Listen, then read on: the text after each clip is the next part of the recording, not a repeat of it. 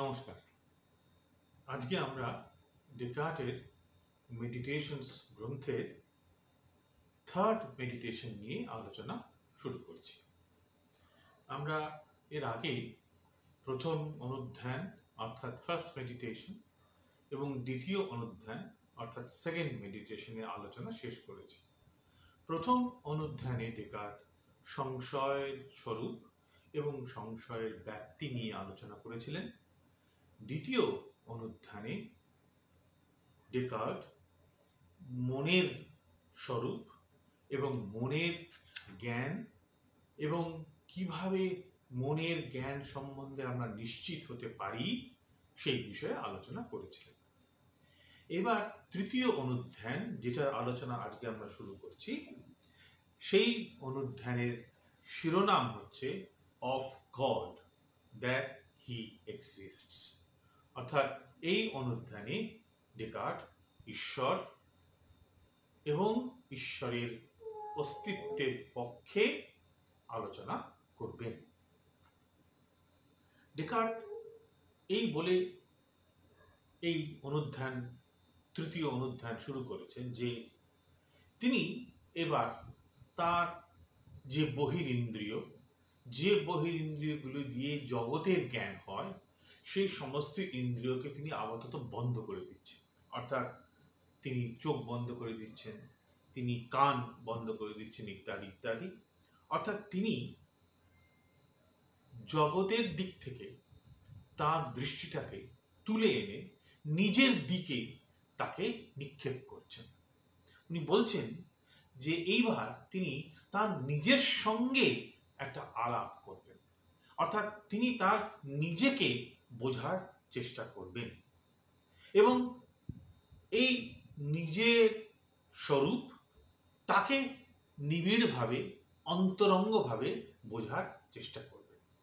কাজেই তার দৃষ্টি, তার যে নিক্ষেপ, সেটা বহির্জগৎ থেকে তুলে এনে তিনি তার নিজের দিকে এবার রাখছেন এবং তিনি তার নিজের সম্বন্ধে অত্যন্ত নিবিড়ভাবে, অত্যন্ত সুনির্দিষ্টভাবে কিছু জানার চেষ্টা করছেন। কাজেই এতদিন ছিল জগৎ সম্পর্কিত জ্ঞানের কথা, এবার নিজের সম্বন্ধে জ্ঞানের কথা ডেকার্ট বলছেন। প্রথমেই বলছেন যে আমি যখন নিজের দিকে তাকাচ্ছি, আমি যখন নিজের কথা ভাবছি, নিজের স্বরূপের কথা ভাবছি, প্রথমেই আমি দেখছি, আমি এটা জানছি যে আমি একটি চিন্তাশীল সত্তা। তার মানে কি?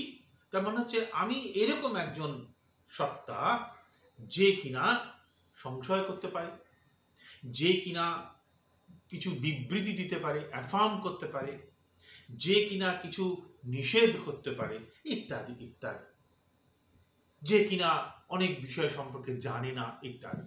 তাহলে প্রথম যে জ্ঞানটা আমি নিজের দিকে তাকিয়ে নিজের সম্বন্ধে বলতে পারছি সেটা হচ্ছে এই যে আমি একটি চিন্তাশীল সত্তা, আমার চিন্তা করার ক্ষমতা আছে।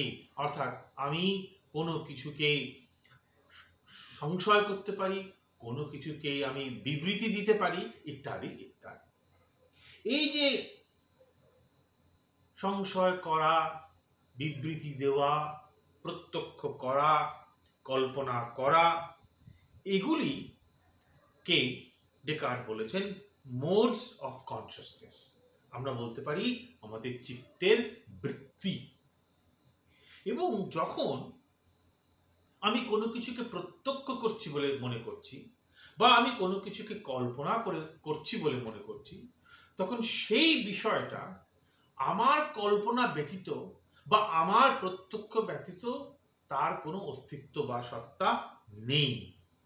কাজেই আমি যখন বলছি যে আমি টেবিলকে প্রত্যক্ষ করছি, তার মানে টেবিলের সত্তাটা আমার প্রত্যক্ষ হওয়া নামক যে অভিজ্ঞতা তার বাইরে নয়। টেবিলের প্রত্যক্ষ হওয়া মানে টেবিলটা আমার প্রত্যক্ষ নামক চিত্তবৃত্তি গড়ে উঠেছে। টেবিলকে কেন্দ্র করে আমার এই বিশেষ চিত্তবৃত্তি অর্থাৎ প্রত্যক্ষ করা নামক চিত্তবৃত্তিটা গড়ে উঠেছে। কাজে টেবিল আমার প্রত্যক্ষ করা নামক চিত্তবৃত্তির বাইরে কিছু নয়, আমার প্রত্যক্ষ করা নামক চিত্তবৃত্তি স্বতন্ত্রভাবে কিছু নয়। তাহলে এইবার যে আমি আমার দৃষ্টিটা বাইরের জগৎ থেকে তুলে এনে নিজের দিকে নিক্ষেপ করলাম, তাহলে এবার আমি একটু নিজের সম্বন্ধে যে জ্ঞান সেটাকে আরো কত দূর বিস্তৃত করা যায়, অর্থাৎ আরো কত কি কি জানতে পারি নিজের সম্বন্ধে, সেইটা চেষ্টা করা যায়। অর্থাৎ এটা এক ধরনের নিজেকে নিয়ে ভাবা, এক ধরনের নিজেকে নিয়ে চিন্তা করা, এক ধরনের নিজের যে অভিজ্ঞতা, নিজের যে মানস ভূমি, তাকে আরো বিস্তৃতভাবে বিশ্লেষণ করার চেষ্টার কথা ডেকার্ট বলছেন। উনি বলছেন যে প্রথমত তো দেখলাম, যখন আমি নিজের সম্বন্ধে ভাবছি, প্রথমত দেখলাম যে আমি হচ্ছি একটি চিন্তাশীল সত্তা, এ থিঙ্কিং থিং। কিন্তু এর সাথে প্রশ্ন উঠবে যে আমি যে নিশ্চিত রূপে জানছি যে আমি একটি চিন্তাশীল সত্তা, এই নিশ্চয়তা কোত্থেকে এলো? নিশ্চয়তার বা নিশ্চিত রূপে জানার নির্ণায়ক কি? কোন সত্তাবলী পূরণ হলে আমি বলতে পারবো যে আমি নিশ্চিত রূপে জেনেছি? তাহলে জানা একটা জিনিস, নিশ্চিত রূপে জানা আরেকটা জিনিস। আমি যখন নিজেকে জানছি, এবং প্রথম জানাটা হচ্ছে আমি একটি চিন্তাশীল সত্তা, তখনই প্রশ্ন উঠবে যে আচ্ছা, এটা কি নিশ্চিত রূপে জেনেছি যে আমি চিন্তাশীল সত্তা? এই প্রশ্ন তুললেই পরের প্রশ্ন উঠবে যে নিশ্চিত রূপে জানা মানে কি, নিশ্চয়াত্মক জ্ঞানের চিহ্ন কি? ডেকার্টের উত্তর হচ্ছে যে নিশ্চয়াত্মক জ্ঞানের চিহ্ন হচ্ছে ক্লিয়ার অ্যান্ড ডিস্টিংক্ট পারসেপশন। সুস্পষ্ট রূপে এবং নির্দিষ্ট রূপে যদি কিছু আমি জানি, সেইটাকেই আমি নিশ্চিত রূপে জানি বলে দাবি করতে পারি। তাহলে নিশ্চয়াত্মক জ্ঞানের নির্ণায়ক হচ্ছে ডেকার্টের মতে ক্লিয়ার অ্যান্ড ডিস্টিংক্ট পারসেপশন। স্পষ্ট এবং নির্দিষ্ট জানাটাই হচ্ছে নিশ্চয়াত্মক জ্ঞানের চিহ্ন। এখন এখানে কেউ প্রশ্ন তুলতে পারেন যে আচ্ছা, এমন তো হয় যে আমরা নিশ্চিত রূপে জেনেছি, অর্থাৎ আমরা স্পষ্ট রূপে এবং নির্দিষ্ট রূপে জেনেছি বলে মনে করেছিলাম, কিন্তু পরবর্তীকালে সেটা ভ্রান্ত বলে পরিগণিত হলো। সেটা হতেই পারে।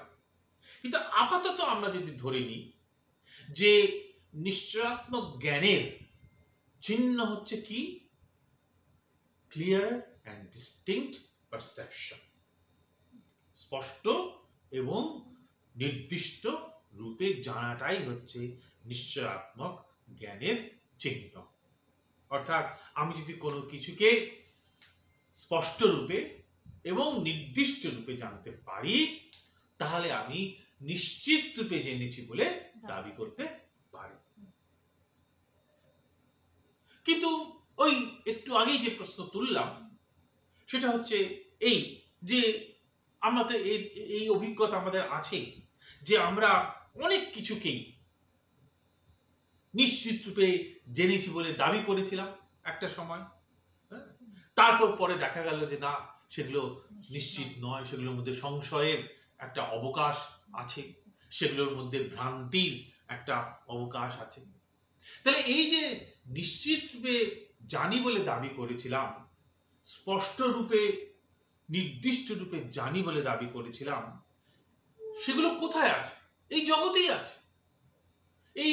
সূর্য, নক্ষত্র, গ্রহ, এই জগতের সমস্ত কিছু সম্পর্কেই আমরা নিশ্চিত রূপে জেনেছিলাম বলে দাবি করেছিলাম, আমরা স্পষ্ট এবং নির্দিষ্ট রূপে জেনেছিলাম বলে মনে করেছিলাম, কিন্তু পরবর্তীকালে সেগুলোর মধ্যে সংশয়ের একটা অবকাশ দেখা গেল। তাহলে প্রশ্ন উঠবে যে আমি তাহলে কোনটাকে স্পষ্ট রূপে এবং নির্দিষ্ট রূপে জেনেছিলাম? এই যে ক্লিয়ার অ্যান্ড ডিস্টিংক্ট পারসেপশনের কথা ডেকার্ট বলছেন, কাকে আমি স্পষ্ট রূপে এবং নির্দিষ্ট রূপে জেনেছিলাম? আমি অনেক কিছুকেই নির্দিষ্ট রূপে স্পষ্ট রূপে জেনেছিলাম বলে মনে করেছিলাম, কিন্তু সেগুলি পরে ভ্রান্ত বলে প্রমাণিত হয়েছে অনেক কিছুই। এখন এই যে স্পষ্ট রূপে নির্দিষ্ট রূপে মনে করা, এর সঙ্গে আরেকটা জিনিসকে আমরা অনেক সময় এক করে গুলিয়ে ফেলি, সেটা হচ্ছে এই যদ বিষয়ে স্পষ্ট রূপে জেনেছিলাম বা যদ বিষয়ে নির্দিষ্ট রূপে জেনেছিলাম, সেই বিষয়টা কোথায় আছে? সেই বিষয়টা কিন্তু আমার বাইরে আছে, বহির্জগতে আছে। কেমন? তাহলে আমি যখন স্পষ্ট রূপে নির্দিষ্ট রূপে জেনেছিলাম বলে দাবি করেছিলাম, পরে যখন সেটা ভুল বলে প্রমাণিত হলো, পরে যখন তার মধ্যে সংশয়ের উপস্থিতি আমরা লক্ষ্য করলাম, আমরা আসলে স্পষ্ট রূপে নির্দিষ্ট রূপে কাকে জেনেছিলাম? আমার মনের মধ্যে যে প্রতিরূপটি আছে, কার প্রতিরূপ? বাইরের জগতে যে জিনিসটা আছে তার প্রতিরূপ। সেই প্রতিরূপটাকে আমরা নির্দিষ্ট রূপে স্পষ্ট রূপে জেনেছিলাম। আমরা কিন্তু বাইরের জগতের জিনিসটাকে স্পষ্ট রূপে নির্দিষ্ট রূপে জানিনি। আমরা মনে করেছিলাম যে আমার মনের মধ্যে যে প্রতিরূপটা আছে সেইটাকে স্পষ্ট রূপে নির্দিষ্ট রূপে জানার দ্বারা আমি বহির্জগতের দ্রব্যটিকেও স্পষ্ট রূপে নির্দিষ্ট রূপে জেনেছিলাম। ভুলটা সেইখানে হয়েছে। কাজেই যখন স্পষ্ট রূপে নির্দিষ্ট রূপে জানার কথা বলা হচ্ছে, যাকে ডেকার্ট বারবার করে ক্লিয়ার অ্যান্ড ডিস্টিংক্ট পারসেপশনের কথা বলছেন, সেটা কার প্রসঙ্গে বলছেন? আমার মনের মধ্যে যে প্রতিরূপটা আছে, কার প্রতিরূপ? বাইরের জগতে যে বস্তুটা রয়েছে তার প্রতিরূপ। সেইটাকে আমি নিশ্চিত রূপে জানছি, সেইটাকে আমি সুস্পষ্ট রূপে জানছি। কিন্তু তার মানে এই নয় যে বহির্জগতের দ্রব্যটাকেও আমি নির্দিষ্ট রূপে এবং সুস্পষ্ট রূপে জানছি। তাহলে এখানে দুটো জিনিসের কথা বলা হচ্ছে বা দু ধরনের সত্তার কথা বলা হচ্ছে। একটা হচ্ছে বহির্জগতে স্থিত বিষয়, যেটা কিনা আমার বাইরে রয়েছে, যেটা কিনা এক্সটার্নাল টু মি। আরেকটা হচ্ছে আমার মনের মধ্যে যে চিন্তাটা রয়েছে, যে চিন্তাটা বহির্জগতের বস্তুর অনুরূপ বলে আমি মনে করছি, তাকে জানা, তাকে স্পষ্ট রূপে নির্দিষ্ট রূপে জানা। কেমন? এবং আমি মনে করি, সাধারণত আমরা মনে করি যে আমার মনের মধ্যে যে চিন্তাটা রয়েছে সেই চিন্তাটা বহির্জগতের বস্তুটির অনুরূপ, রিপ্রেজেন্টেশন, এবং সেই চিন্তাটা এক অর্থে বহির্জগতের থেকেই এসেছে আমার মনের মধ্যে। বহির্জগতের দ্রব্যটাই হচ্ছে যেন ওই আমার মনস্থিত চিন্তার উৎসস্থল। আমার মনস্থিত চিন্তার জন্ম হয়েছে কোত্থেকে? ওই বহির্জগতের দ্রব্যটা থেকে। এবং আমার মনের মধ্যে স্থিত যে চিন্তাটা, সেটা বহির্জগতের ওই দ্রব্যের অনুরূপ।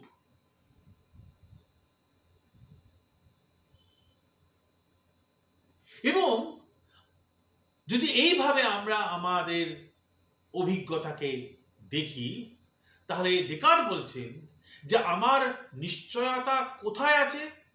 আমার মনস্থিত যে চিন্তা তদ বিষয়ক নিশ্চয়তা আমার আছে, কিন্তু সেই মনস্থিত সেই যে চিন্তা তা সেটা সেই চিন্তাটি বহির্জগতে যে দ্রব্যের অনুরূপ সেই দ্রব্য বিষয়ক কিন্তু আমার নিশ্চয়তা নেই। কেমন?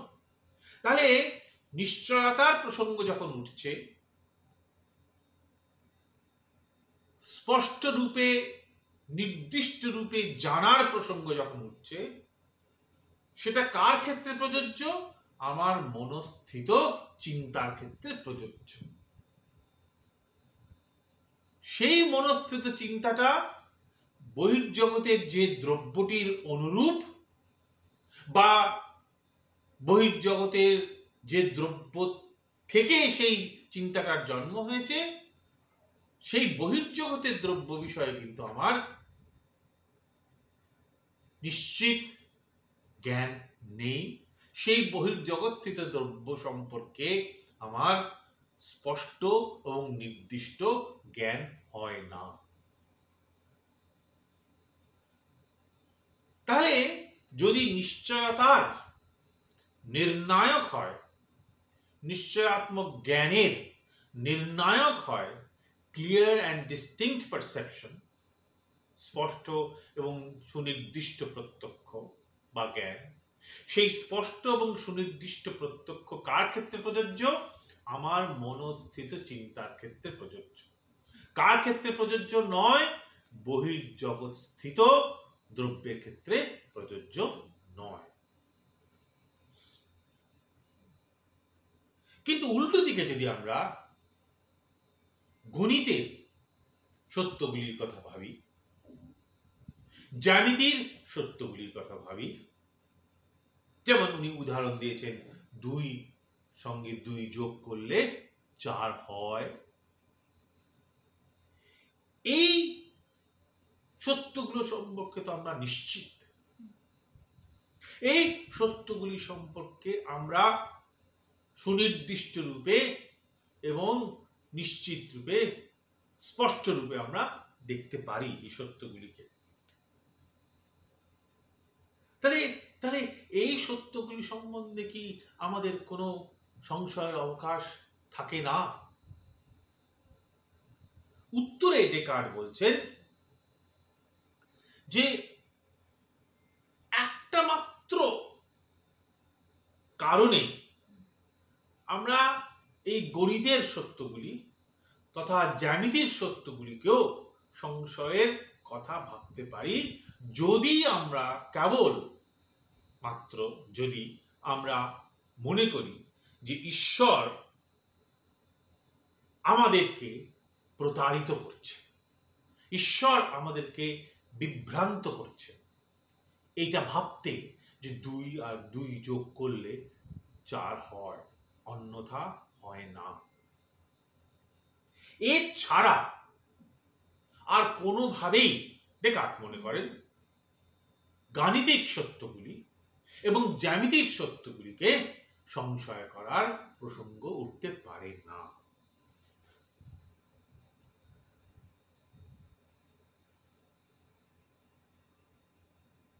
ঈশ্বর যদি আমাকে এইভাবেই তৈরি করেন যে আমি বিভ্রান্ত হতে পারি,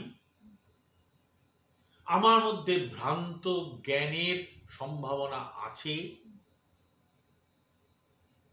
তবেই আমার এই গাণিতিক সত্য এবং জ্যামিতিক সত্যগুলি সম্বন্ধে সংশয় হতে পারে।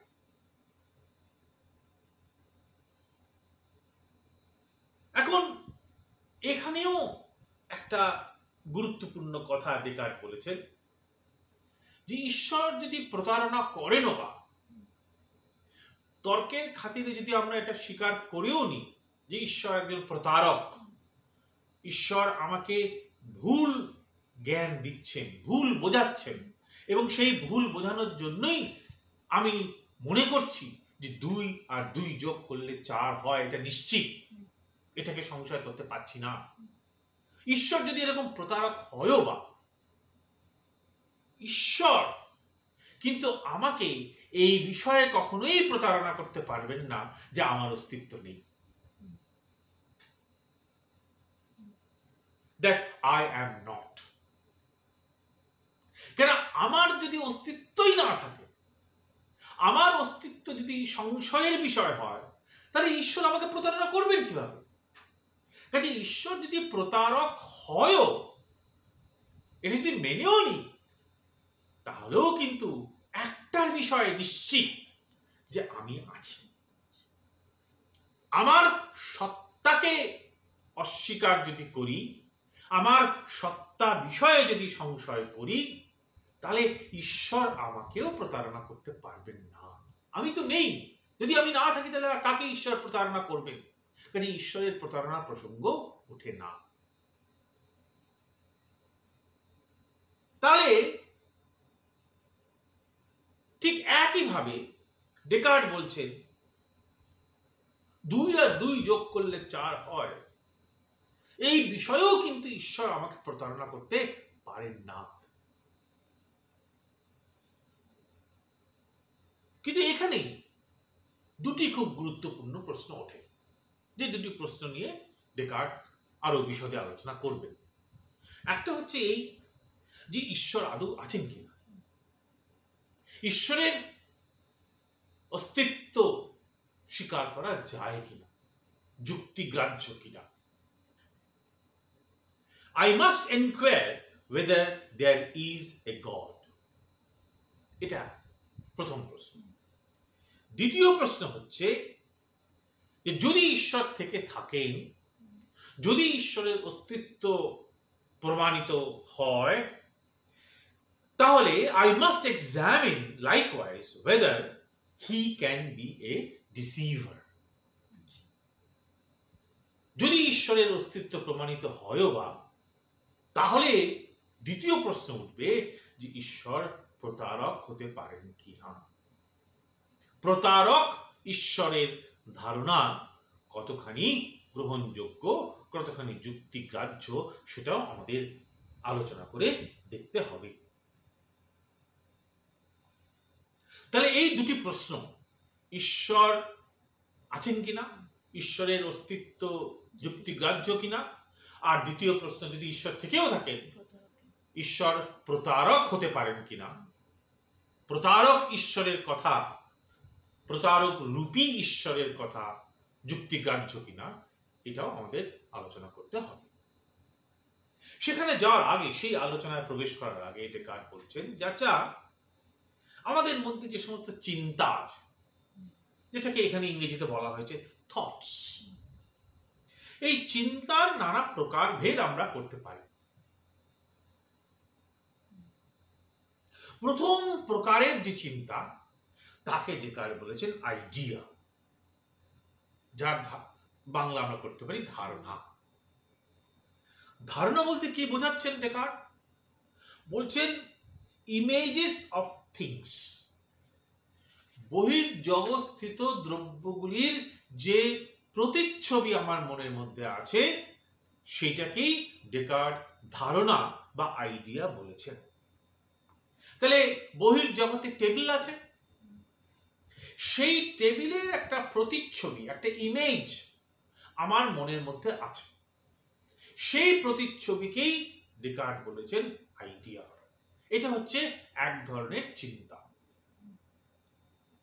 এবং এই ধারণার বৈশিষ্ট্য কি? যে এই ধারণা আমরা মনে করি যে ওই বহির্জগৎস্থিত দ্রব্যের অনুরূপ, অর্থাৎ বাইরের জগতে টেবিলটা যেই রকম, সেই টেবিলের যে প্রতিচ্ছবি আমার মনের মধ্যে আছে, সেই প্রতিচ্ছবিটাও অনুরূপ।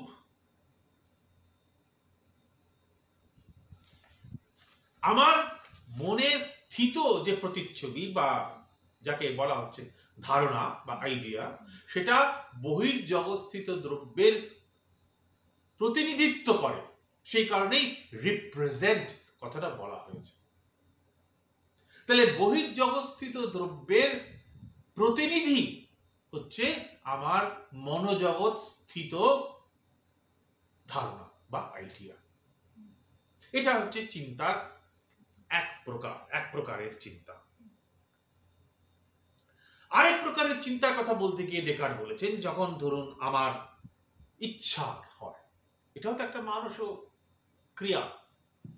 আমার যখন কোনো ভয় হয়, আমি যখন কোনো কিছুকে নিষেধ করি, ডিনাই করি, বা আমি যখন কোনো কিছুকে অ্যাফার্ম করি, বিবৃতি দিই, কেমন, এগুলো তো কোনো না কোনো বিষয়কে কেন্দ্র করেই হয়। আমি কোনো বিষয় থেকে ভয় পাই, আমি কোনো কিছুকে ইচ্ছা করি, আমি কোনো কিছু সম্বন্ধে বিবৃতি দিই, আমি কোনো কিছুকে নিষেধ করি, ইত্যাদি ইত্যাদি। তাহলে এই ধরনের এই যে দ্বিতীয় প্রকারের চিন্তার কথা ডেকার্ট বলছেন, এই চিন্তা সবসময় কোনো বিষয়কে কেন্দ্র করে হয়। এটা শুধুমাত্র যে বহির্জগৎস্থিত দ্রব্যের প্রতিচ্ছবি আমার মনের মধ্যে আছে তা নয়, এই প্রতিচ্ছবির অতিরিক্ত এক ধরনের চিন্তা আছে। আর তৃতীয় প্রকারের যে চিন্তা, সেটা অনেকটা আমার ক্রিয়াত্মক, অনেকটা আমার আবেগাত্মক যে সত্তা আছে তা দিয়ে তৈরি। আমার নানা রকমের আবেগ থাকতে পারে, ভালো লাগা, খারাপ লাগা, ইত্যাদি ইত্যাদি। আমার নানা রকম ক্রিয়ার, নানা রকম কাজ করার আমি সিদ্ধান্ত নিই, সেগুলোর পেছনেও তো চিন্তা কাজ করে, সেইটাও কিন্তু আরেক ধরনের চিন্তা। তাহলে ডেকার্ট তিন ধরনের চিন্তার কথা এখানে বলেছেন, তিন ধরনের থটস এর কথা বলেছেন, যার মধ্যে প্রথম প্রকারের যে থট, প্রথম প্রকারের যে চিন্তা, যাকে উনি বলেছেন আইডিয়া বা ধারণা। এবার ধারণা বিষয়ে, আইডিয়া বিষয়ে ডেকার্ট বলছেন যে ধারণা সম্পর্কে কিন্তু মিথ্যা এই শব্দটা আমরা প্রয়োগ করতে পারি না।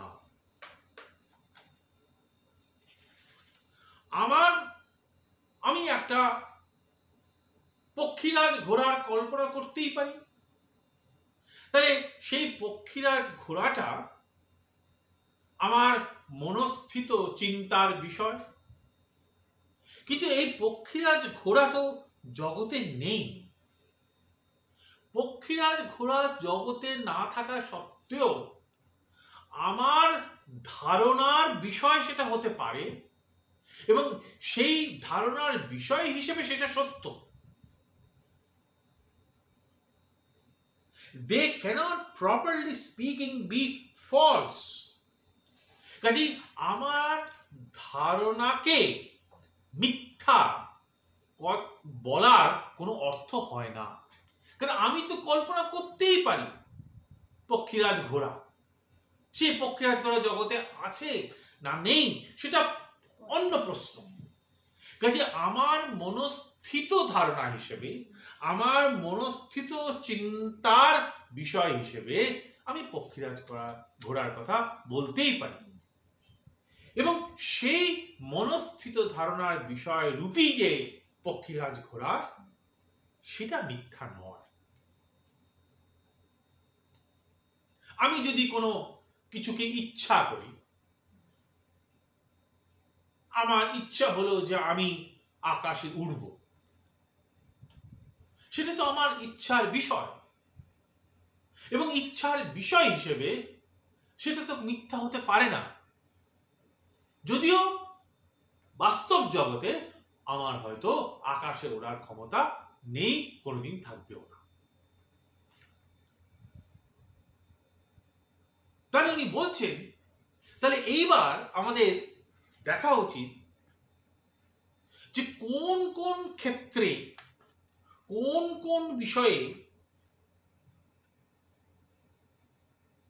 আমাদের মিথ্যা মিথ্যা হওয়ার সম্ভাবনা নেই। কোন কোন বিষয়ে আমাদের প্রতারিত হওয়ার সম্ভাবনা নেই?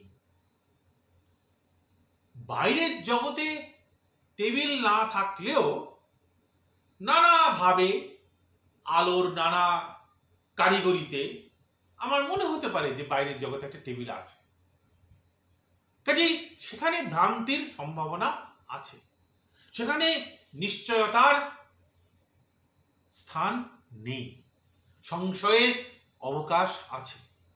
কিন্তু যখন আমার মনস্থিত টেবিল বিষয়ক ধারণা নিয়ে আমি কথা বলছি, যখন মনস্থিত টেবিলটাকে নিয়ে আমার ধারণা গড়ে উঠেছে, সেখানে কিন্তু সংশয়ের কোনো প্রশ্ন ওঠে না, সেখানে প্রতারিত হওয়ার সম্ভাবনা থাকে না।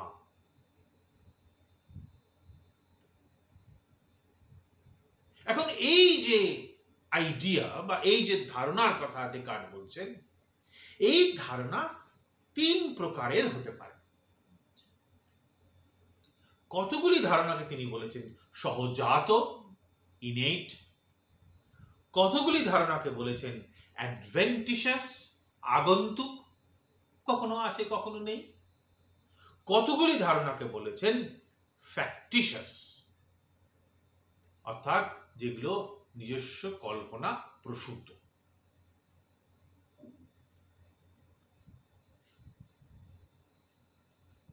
এখন এই যে ধারণা যে তৈরি হচ্ছে, অর্থাৎ আমার মনের মধ্যে যে প্রতিচ্ছবি তৈরি হচ্ছে, তাকেই তো তিনি ধারণা বলেছেন।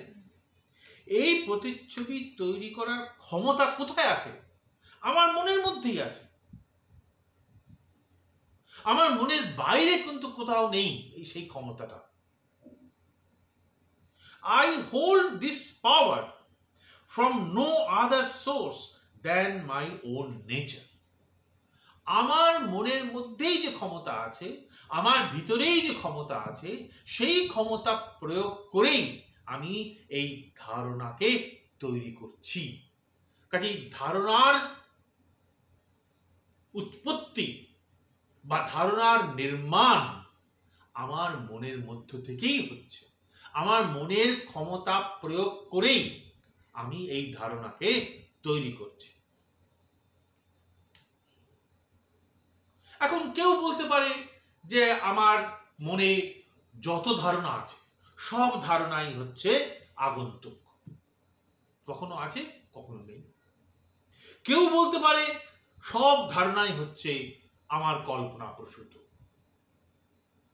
কেমন? কাজেই এই প্রসঙ্গে তাহলে যেটা আমাদের আলোচনা করতে হবে এখন, সেটা হচ্ছে এই যে এই ধারণাগুলোর তাহলে উৎস কি, কোথা থেকে এই ধারণাগুলো এলো আমার মনের মধ্যে, এবং কেনই বা আমার মনস্থিত ধারণাগুলো জগৎস্থিত দ্রব্যের অনুরূপ।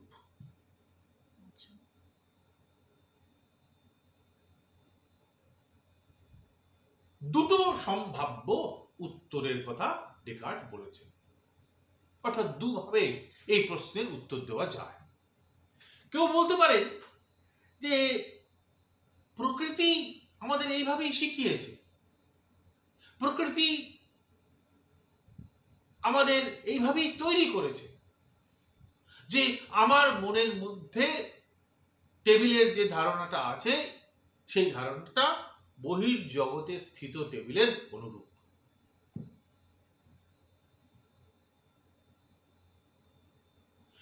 অথবা কেউ একথা বলতে পারেন যে আমার মনের মধ্যে যে ধারণাগুলি আছে সেই ধারণাগুলি কিন্তু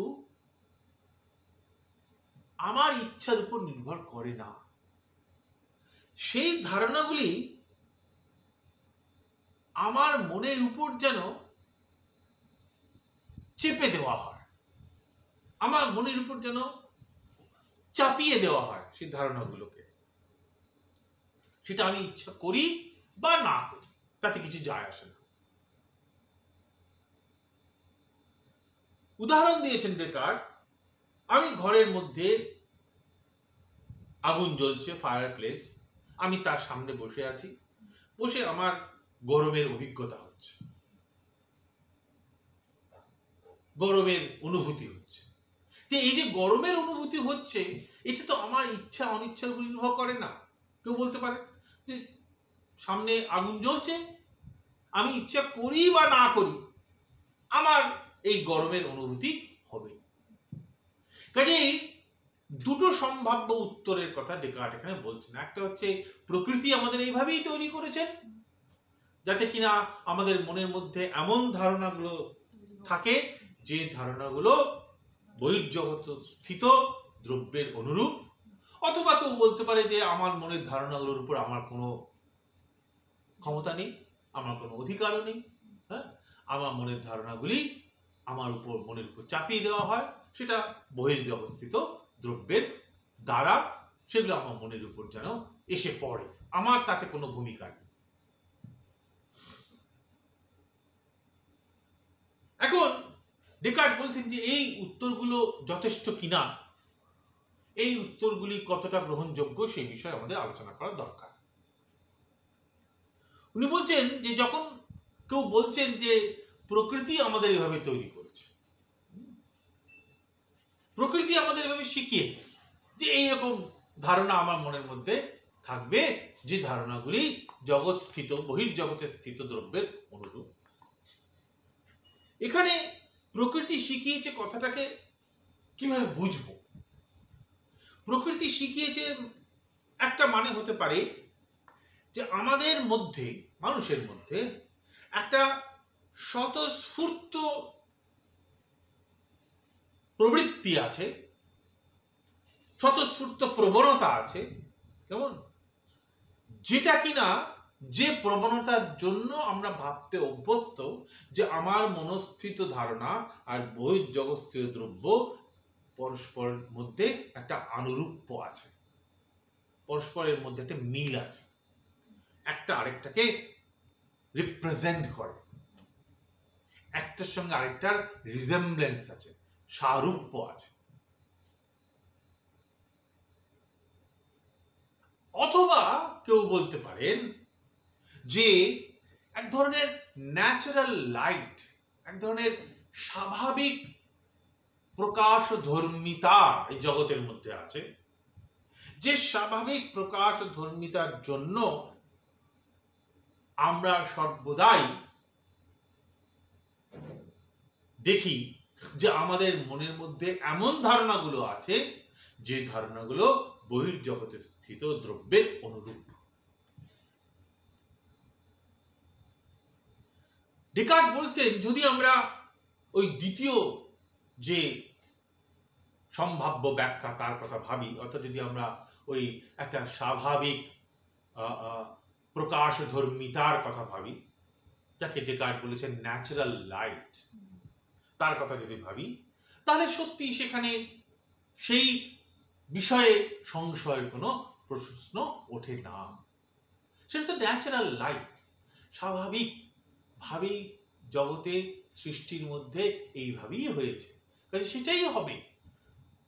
সৃষ্টির যে স্বাভাবিক প্রকাশ ধর্মিতা, সেই প্রকাশ ধর্মিতাকে সংশয় করা আমাদের পক্ষে সম্ভব নয়, কাজে সেটা নিশ্চয়াত্মক হবে। কিন্তু যদি আমরা ওই মানুষের স্বাভাবিক প্রবণতা বা প্রবৃত্তির কথা ভাবি, যাকে এখানে বলা হয়েছে ন্যাচারাল ইম্পালস, যার থেকে কিনা কেউ কেউ দাবি করছেন যে আমাদের মনের মধ্যে এমন ধারণাগুলো থাকে যে ধারণাগুলো জগৎস্থিত দ্রব্যের অনুরূপ, উভয়ের মধ্যে একটা সাদৃশ্য আছে। সেই প্রসঙ্গে ডেকার্ট বলছেন যে আমাদের স্বাভাবিক প্রবণতা কিন্তু অনেক সময় আমাদের বিপথে চালিত করে। আমরা যখন নৈতিক ভালো মন্দের কথা বলি, আমাদের স্বাভাবিক প্রবণতা অনেক সময় যেটা নৈতিকভাবে মন্দ তার দিকে যায়। কাজেই স্বাভাবিক প্রবণতার কথা বললে সেখানে কিন্তু ভ্রান্তির প্রসঙ্গ ওঠে, সেখানে কিন্তু নিশ্চয়াত্মক জ্ঞানের অবকাশ খুব কম থাকে। কেমন? এবং উনি বলছেন যে যারা একথা বলেন যে আমার মনস্থিত ধারণাগুলো সম্বন্ধে আমার কোনো ভূমিকা নেই, অর্থাৎ আমার মনস্থিত ধারণাগুলো যেন আমার উপর চাপিয়ে দেওয়া হয়, সেখানে আমার ইচ্ছা অনিচ্ছা নির্ভর করে না।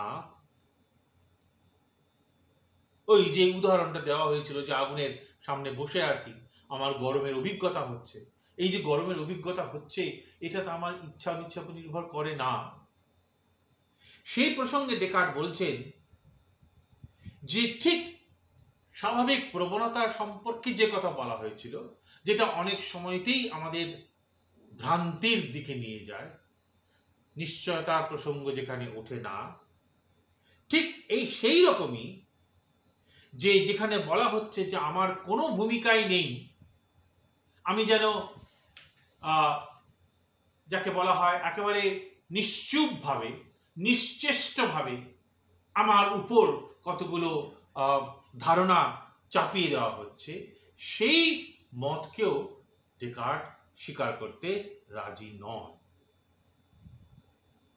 এমন তো হতেই পারে, ডেকার্ট বলছেন, যে আমার নিজের মধ্যেই, আমার নিজের মনের মধ্যেই এমন ক্ষমতা আছে, হয়তো যে ক্ষমতা সম্পর্কে আমি সচেতন নই, যে ক্ষমতার উপস্থিতি বা যে ক্ষমতার কার্যকারিতা সম্বন্ধে আমি সচেতন নই, কিন্তু আমার মনের মধ্যে এমন একটা ক্ষমতা আছে যে ক্ষমতাগুলো বহির্জগতের দ্রব্য স্বতন্ত্রভাবে, বহির্জগতের দ্রব্যগুলির কথা না ভেবে নিরপেক্ষভাবে আমার মনের মধ্যে কতগুলো ধারণা তৈরি করবে। এরকম ভাবার মধ্যে কোনো কোনো বিরোধিতা নেই বলে ডেকার্ট মনে করছেন।